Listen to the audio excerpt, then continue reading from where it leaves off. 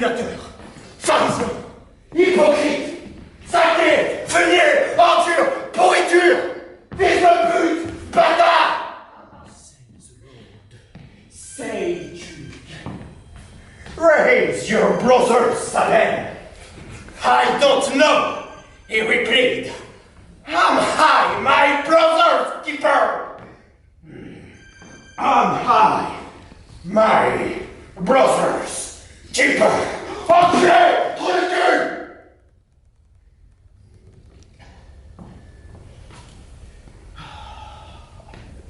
Voilà. Plus d'habits, plus d'uniforme, plus d'armes. Un homme nu, un homme neuf devant toi, tu vois. Je suis redevenu calme. Tu trouves pas? Si vous êtes très calme. Reprends ta place.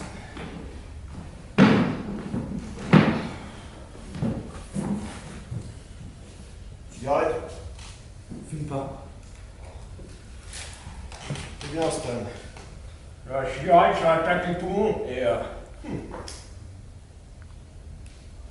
tu finis par crever dans d'atroces souffrances.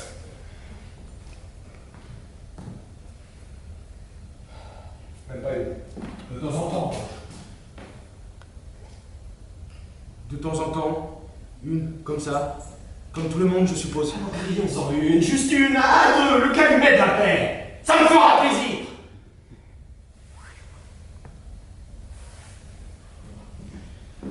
Maintenant, nous ne sommes plus que tous les deux. Je peux te le dire. Tout a commencé par le sein d'une femme, le sein gauche. Tout le monde le savait.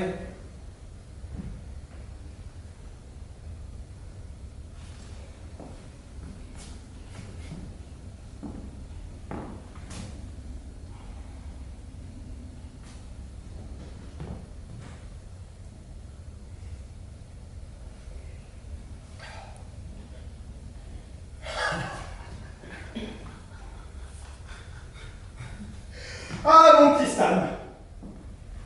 Un hobby?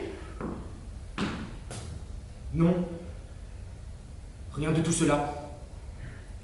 Stan tricote. C'est tout. Sans but.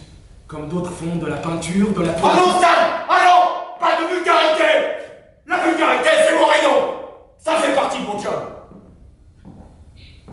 Mais je ne sais pas si tu l'as remarqué. Depuis un moment, je me fais violence. Je n'en dis plus. Alors va pas t'y mettre à ton tour! Cocteau ne tricote pas. Picasso ne tricote pas. Césaire ne tricote pas. Shakespeare n'a jamais tricoté. Cette manie aujourd'hui de vouloir tout mettre sur le même plan au nom de je ne sais quelle ouverture d'esprit. Toi tu tricotes, c'est ton droit. Et encore. Parce qu'on a brûlé des gens pour moins que ça, tu le sais ça Stan, oui. Ne blasphème pas en plus. Toi tu tricotes, ok, tu tricotes, c'est ton droit. Mais ne mêle pas la poésie à ça. Je pense à tous les hobbies qui n'attendent que preneur. Mais non. De grosses aiguilles, une pelote de lait. Ça détend Stan. Le fait méditer, se retrouver. Oui, Stan dit... Arrête de faire l'andouille. Stan, c'est pas Stan pense que. Stan, arrête de faire l'andouille. Je ne ferai plus l'andouille.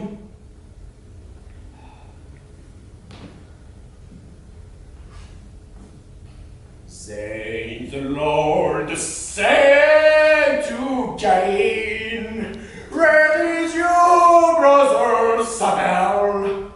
I don't know, he replied, and I, my brother's keeper.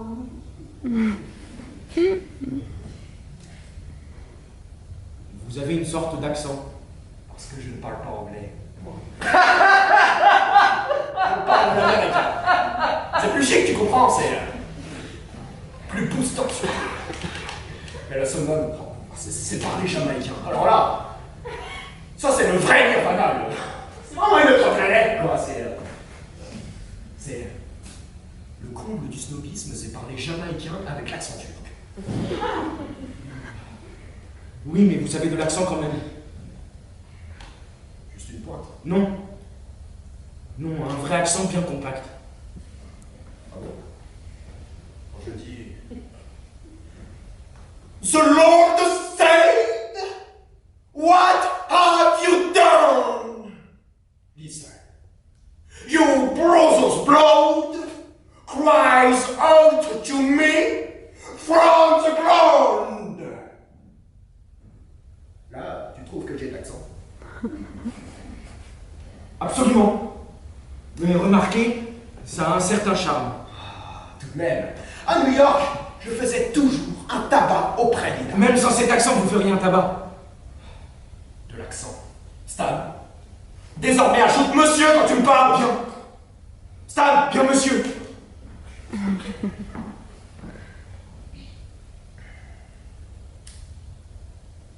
Cette femme dans l'encadrement de la fenêtre, derrière les hibiscus. Il y avait bien une femme, Stan.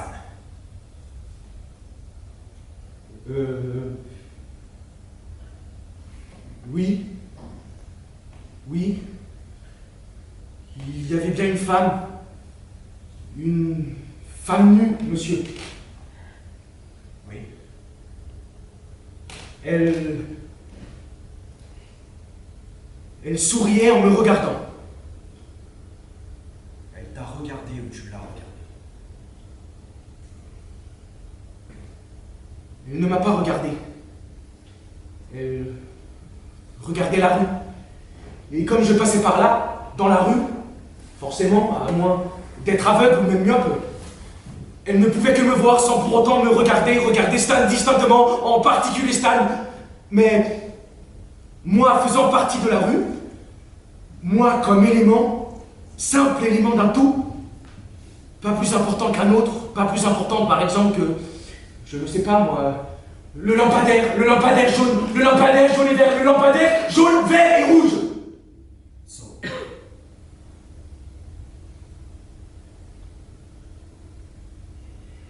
En tous les cas, et ça je tiens absolument à le dire, parce qu'il ne faut pas qu'il y ait entre nous l'épaisseur d'un papier à cigarette, je tiens à le dire pour lever tout équivoque, pas telle qu'elle a regardé la rue, au moment où je passais, sans même imaginer que quelqu'un, encore moins une femme, nue de surcroît, regarderait la rue de l'encadrement d'une fenêtre. Tout en la regardant, en passant. Tu passes sans rien remarquer. Je ne comprends pas. Beaucoup de la femme. Beaucoup. Elle porte. Elle porte Un collier. un collier de perles. Elle porte un collier de perles. La femme dans l'encadrement de la fenêtre porte un collier de perles. Il faut vraiment que je te souffle tout, Stan. Tu es désespérant comme partenaire. Quand je pense qu'en te voyant, j'ai jubilé. Futé comme il est, ce sera le pied. Face à ce qui est peut-être ta dernière vie, je m'attendais à ce que tu te sortes les tripes. Stan, pour devenir un roi, il faut travailler, cette fois comme un esclave. Tu tiens vraiment à la vie. Énormément, monsieur. Alors défends-la. Le temps presse. Remets-toi, Stan.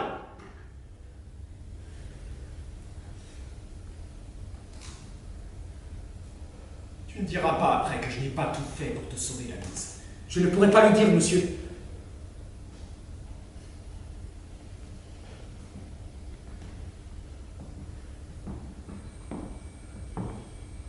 J'ai vu des gens à cette heure de la vie. Des types qui ne payaient pas de mine. Le genre pas futé pour un pays. Se sortir toutes les tripes de l'imagination pour sauver leur peau.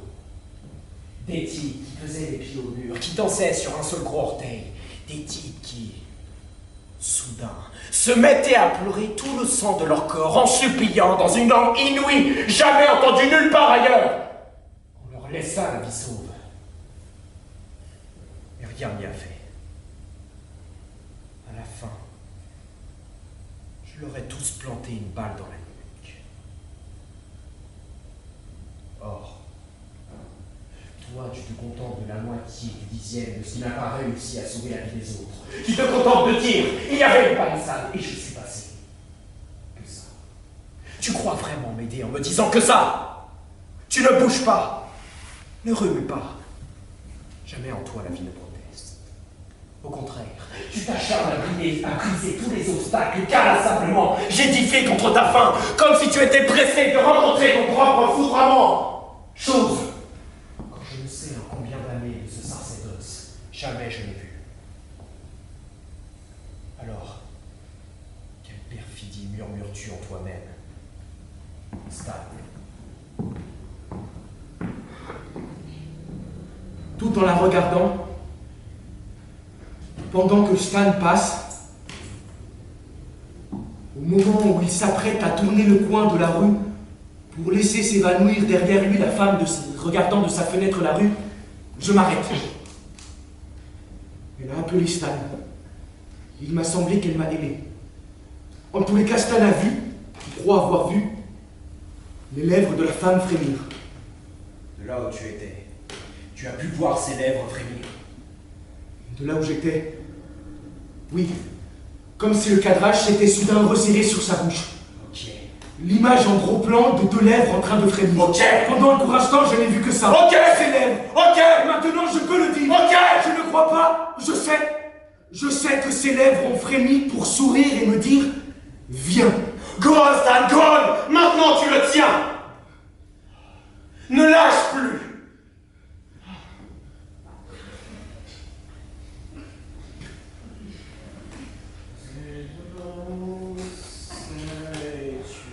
Le cadrage s'est élargi jusqu'aux confins de la fenêtre, comme quand Stan l'a vu pour la première fois.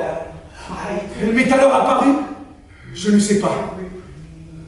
Stan a poussé la porte sans la quitter des yeux. Soudain, j'ai pensé, cette femme a dû commettre beaucoup de désordre dans le cœur des hommes. Ok. Stan, tu viens d'entrer dans la maison. Stan, tu m'écoutes? Stan vous écoute, monsieur. Ok, Stan. Tu viens d'entrer dans la maison. À présent, tu es dans la maison de la femme qu'on vient de perdre. Elle est dans le lit. Elle m'attend. Je ne sais pas pourquoi, mais peut-être à cause de son sourire qui semble marmonner une prière. Peut-être à cause de l'impatience des pointes de ses seins. Peut-être à cause de son sexe ouvert dans un appel comme une supplique. Peut-être à cause des senteurs capiteuses qui s'exhalent du creux de ses cuisses pour étreindre les murs, étreindre le plancher, étreindre les meubles, étreindre les rideaux. La lumière! La lumière! La lumière! La cheminée, Stan! La cheminée! La cheminée! Tout! La pièce entière! La cheminée! Pourtant Stan était monté pour ça. Mais tout à coup j'ai eu envie qu'elle cesse de sourire. J'ai eu envie qu'elle croise ses mains sur ses seins. J'ai eu envie qu'elle joigne les cuisses. J'ai eu envie d'autre chose. Soudain, je ne sais pas pourquoi. Go on, Stan! Go on! Nous y sommes presque! Relax, Stan! Relax et lance-toi! Il y avait une barre de fer dans le feu. Une barre de fer. Un pic-feu, oui. Un pic-feu. Oublié. Oublié dans la cheminée et qui, dans la fièvre des flammes, était devenu rouge. Tu as retiré le tisonnier du feu. Oui, monsieur. Pour faire taire la supplique de son chef. Oui, monsieur. Tu l'as enfoncé dans les tiges de fer. Oui, monsieur. Enfoncé. Oui, monsieur. Oui, monsieur. Enfoncé. Oui, monsieur. Non, elle n'a pas hurlé. Elle ne pouvait que Elle n'a pas hurlé. Non, croyez-moi, elle n'a pas hurlé. Elle n'a même pas gémi. Même avec un pic-feu rougi. Rien. Elle a simplement cessé de sourire et ses paupières se sont baissées. Ses tétons se sont dissous dans l'assoupissement de ses seins. Elle était calme, paisible, comme le dernier silence. Belle. Elle était surtout morte, Stan. Morte. Dieu, qu'elle était belle. Belle. Tu as retiré le fer afin d'introduire ta chair dans la chair éteinte, parce que c'est bien ainsi que tu les préfères, n'est-ce pas, Stan? Froide, flasque, inerte, totalement offerte. C'est ta chair morte qui te fait dresser sur ton sein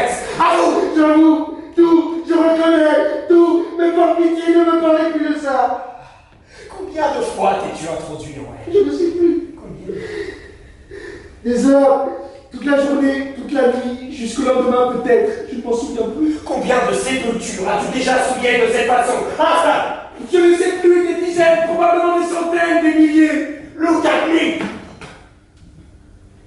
Que crois-tu qu'il risque de se passer si tu continues à me rouler dans la farine et à me prendre pour une opette? Je suppose que je vais devoir le regretter, monsieur. Tu supposes bien.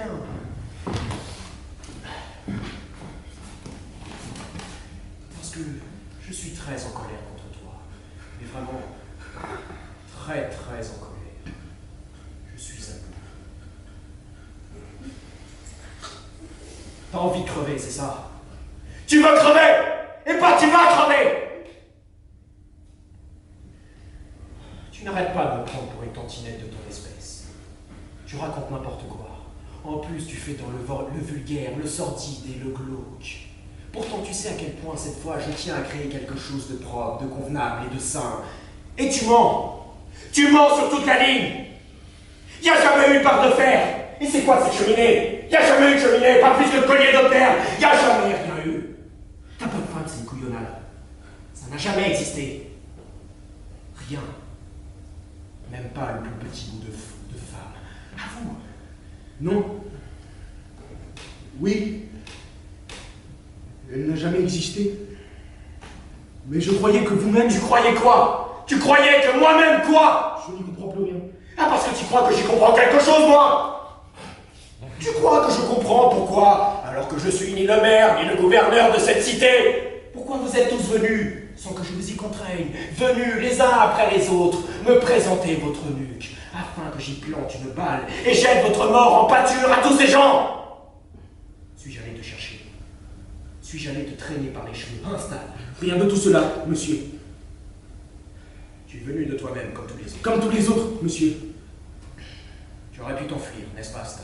Quitter la cité. Personne ne m'empêchait de m'enfuir, monsieur.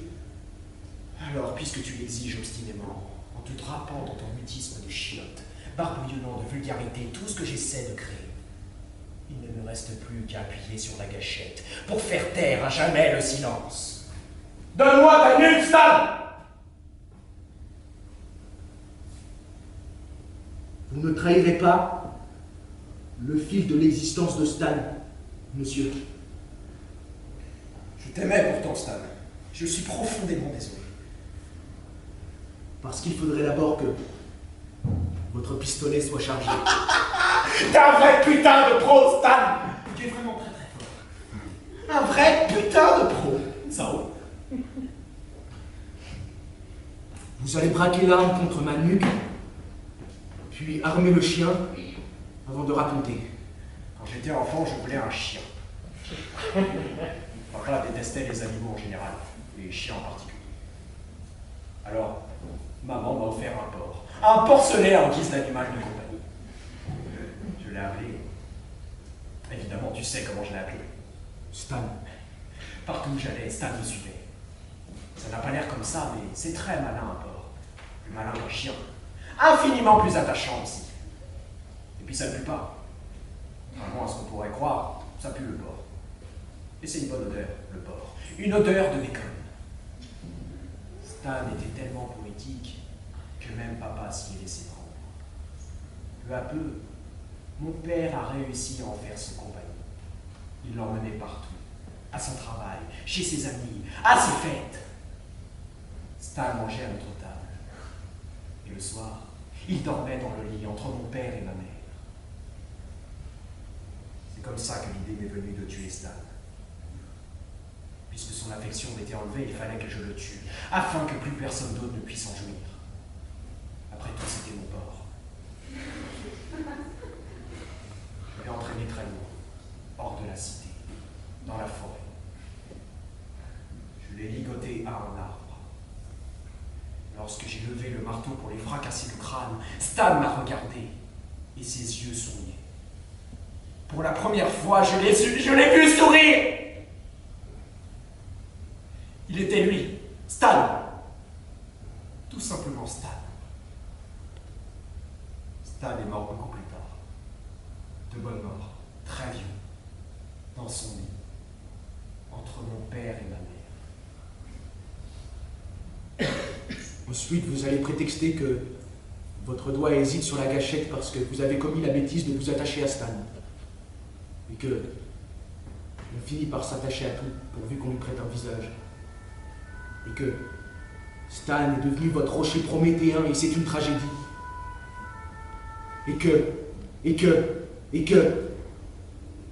Mais ce n'est pas vrai.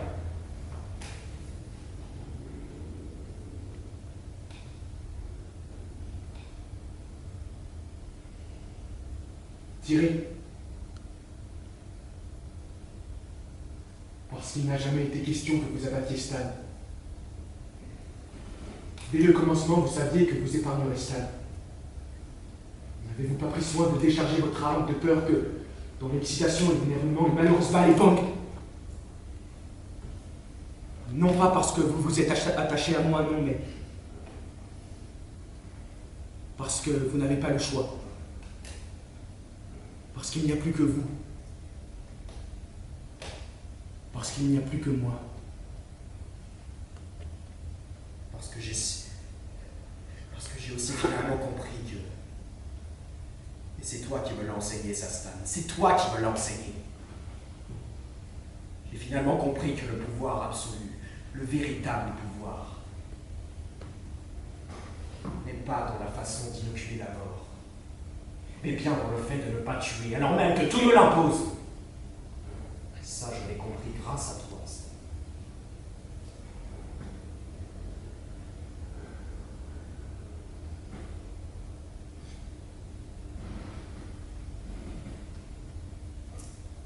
Parce que vous tenez à ce que les choses ne se passent pas comme d'habitude.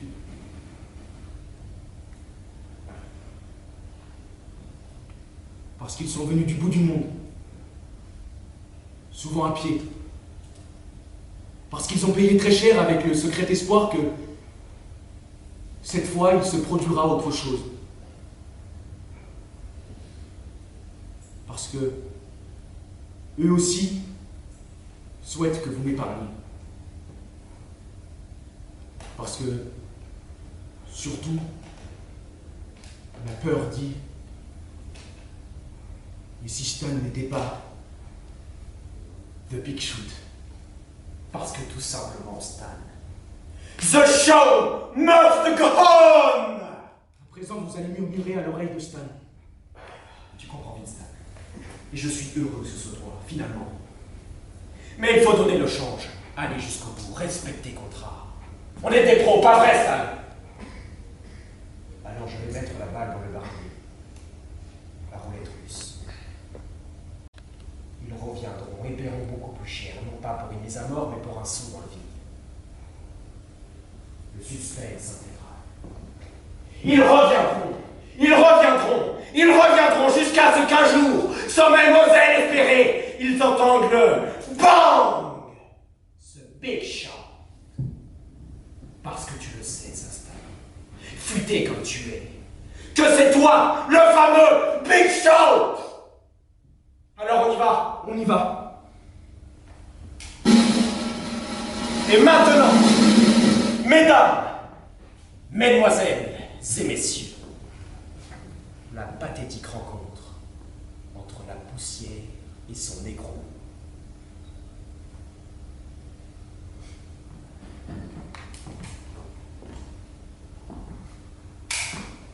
Stan?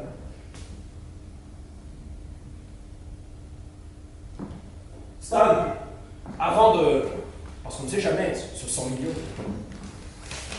il y a tout de même une chance que... On ne sait jamais.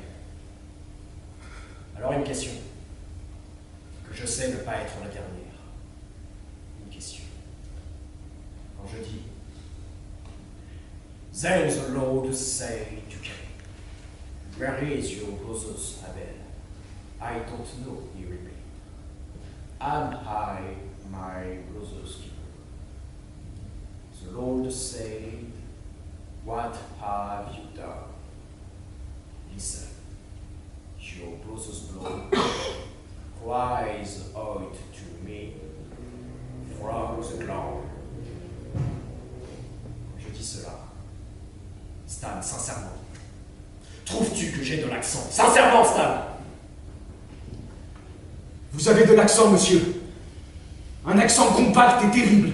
Y a pas à dire. T'es un vrai putain de pro.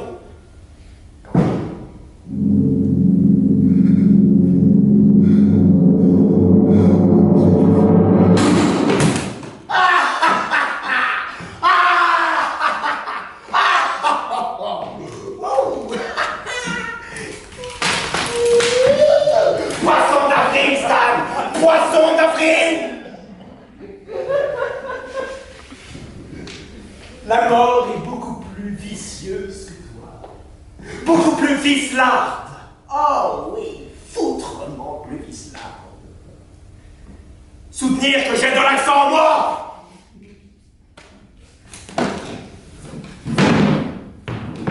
Vous avez une sorte d'accent. Un vrai accent compact. Un accent compact et terrible. Qu'est-ce que j'en ai pété? J'ai pas d'accent, moi j'ai de l'accent. Ah, qu'est-ce que j'en ai pété, tu vois? Connard, enflure, salopard, raclure, enculé de fils de pute. Moi j'ai de l'accent.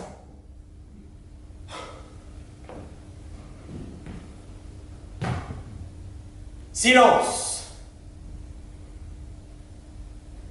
Voici enfin né le vrai silence du Big Shop.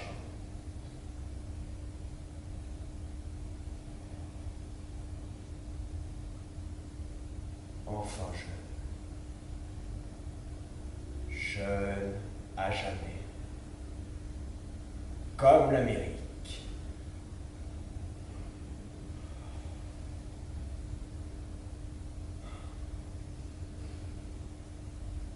Oh, Stan.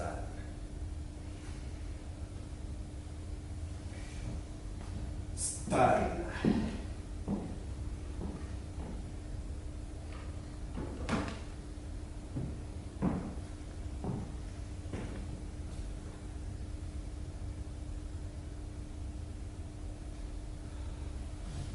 Stan.